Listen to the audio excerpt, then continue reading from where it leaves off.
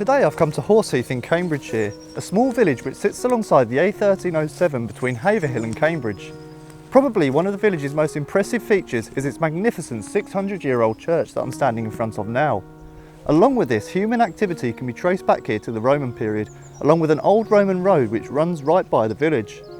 But the reason I've come here today is to actually have a look at one of the village's lesser known secrets, and that is its long association with witchcraft.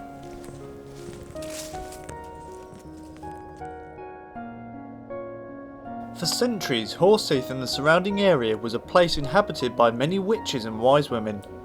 Rather than the kind of witches we're familiar with today that have been popularised in books and films, these people were very different.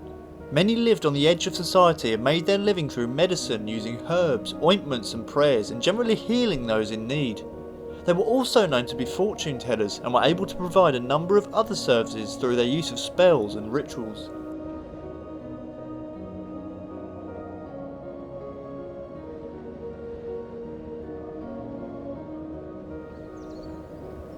During the 16th and 17th century, there was a huge persecution against witches and wise women, which resulted in the infamous witch trials that claimed so many innocent lives. Now, there's a variety of different reasons as to how these witch trials sprung up and how all this persecution came about, but a large portion of it did stem down simply to fear of communities. Most of the fear coming from the powers that they believed these people possessed. It was believed that they could place curses or hexes on individuals, or even land, for example, to prevent crops from growing. And there was a huge amount of fear of them. But in reality, if there were any witches or wise women that had negative intents against communities, it was the vast minority. And the majority of them really were there to just help individuals, heal people, and were really to help the community as a whole.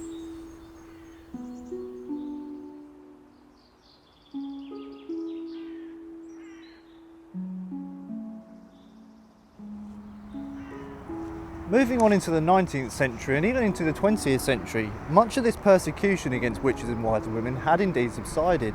And although they were seen still as outsiders from communities and probably to a lot of people a little bit odd, the huge persecution had stopped somewhat. And it was then the decline of this subculture happened as well. Now, there's a lot of reasons as to why wise women stopped existing really and why that whole community disappeared. But a large portion of it is because medicine had started to move over towards the scientific rather than the spiritual. And seeing as wise women were, more often than not, village healers and people of medicine, once science started taking hold of the whole medical field, they required people to have university degrees to practice, and seeing as women weren't allowed at universities, they were unable to obtain these degrees, and so the whole wise women culture fell away. Horseheath was said to be a meeting place for witches, with many travelling from far and wide to take part in frolics in the deserted fields at night. One of the most well-known witches to have attended these festivities and actually lived in the village itself was called Daddy Witch. The word daddy, as we've come to know it today, generally refers to something male. However, here it's believed to have its roots in traditional paganism, with daddy seemingly meaning the devil. It isn't known whether Daddy Witch herself was in league with the devil, or whether this was a name given to her by others that she later on adopted.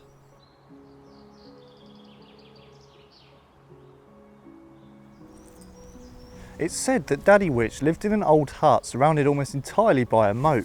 Now, the exact location isn't known today, however the general consensus is it's somewhere along this road, and there is actually sort of a swampy moat area to my right here, so it could well be that the hut was somewhere around this area.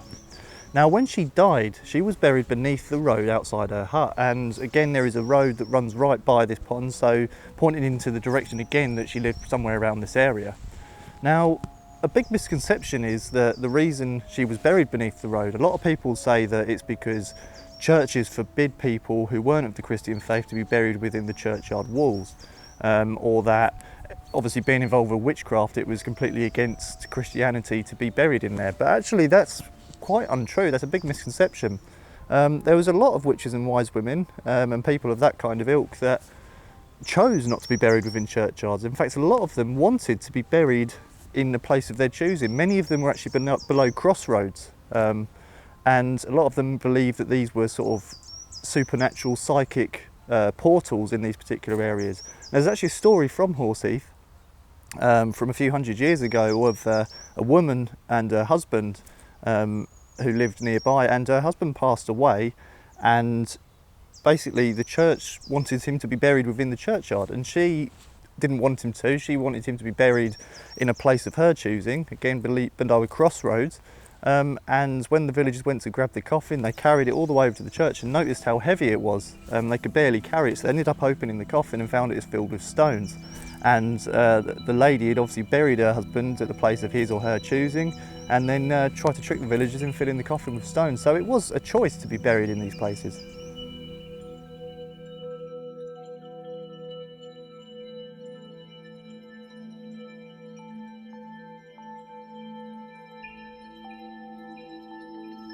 It's said that when it rains, the patch of ground above Daddy Witch's grave remains dry, as if some supernatural warmth is evaporating the water.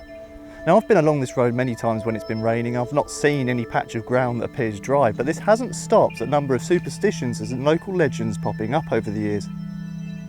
For years, it's been a custom for local children to nod their heads 9 times when passing over the grave of Daddy Witch, as this is supposed to bring good luck to those who do so. Another story mentions that a fire was spreading along a nearby field and reached the area of Daddy Witch's grave when it turned and moved in the opposite direction.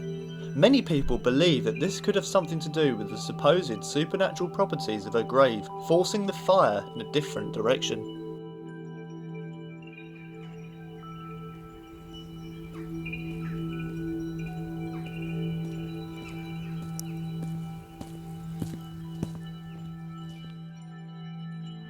After Daddy Witch died, she was succeeded by another witch who went by the name of Old Mother Redcap.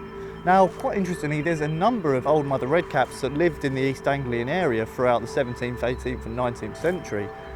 So it's quite possible that the name Old Mother Redcap was actually passed down from person to person, and it could be due to the fact that a number of them wore red hoods as a ceremonial garment. Mother Redcap was the last of the well-known Horseheath witches and allegedly inherited 4 familiars from her predecessor, being a rat, a cat, a toad and a ferret, each going by the names of Boney, Bluecap, Redcap and Jupiter. It's said that she also commanded a number of imps. Now, whether these reports were referring to her familiars or entirely different entities is unknown. However, there were a number of other wise women and witches also in the area who were also documented as keeping imps.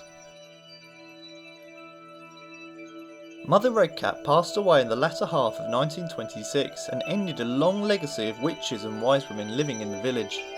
Today there really is little evidence or reminders of these old traditions. However, if you were to speak to any old faces in the villages, they might just be able to tell you a story or two of the village's old traditions.